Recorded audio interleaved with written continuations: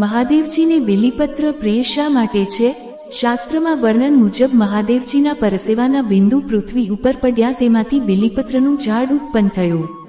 આથી તે મહાદેવજીનું અભિન્ન અંગ બની ગયું. તમામ દેવતાઓ મહાદેવજીને પ્રસન્ન કરવા માટે બીલીપત્ર અર્પણ કરીને પૂજા કરે છે. કહેવાય છે કે ત્રણેય લોકના તમામ તીર્થ બીલીના મૂળમાં નિવાસ કરે છે. સમગ્ર ભારતમાં બીલીના ઝાડ જોવા મળે છે. બીલીમાં રોગોને દૂર કરવાની ક્ષમતા પણ રહેલી છે. તે પીડા દૂર કરનાર છે. તે સદાફળના નામે પણ ઓળખાય છે. 3 પાનથી લઈ 11 પાન સુધી બીલીપત્ર જોવા મળે છે. મહાદેવજીને બીલીપત્ર ચઢાવતી વખતે આ વાતનું ખાસ ધ્યાન રાખવું. બીલીપત્રમાં ઓછામાં ઓછા 3 પાન હોવા જરૂરી છે. તૂટેલા કે કાંડાવાળી પાન મહાદેવજીને ચડાવવામાં આવતા નથી. શિવલિંગને સ્પર્શ કરી બીલીપત્ર અર્પણ કરવાનું વિધાન છે. બીલીપત્ર હંમેશા જળ સાથે અર્પણ કરવામાં આવે છે.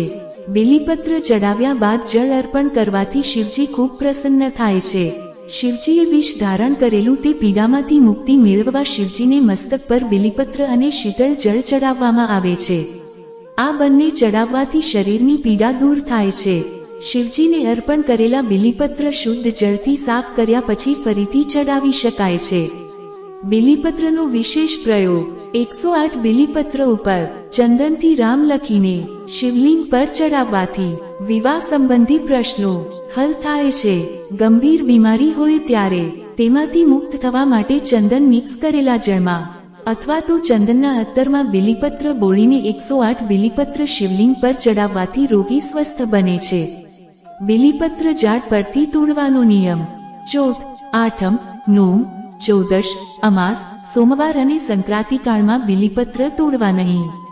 ત્રિગુણાકારં ત્રિનેત્રં ચ ત્રિયાયુધમેલ ત્રજન્મ પાપ સંહારં એક બિલ્વપત્રં શિવાર્પણમલ.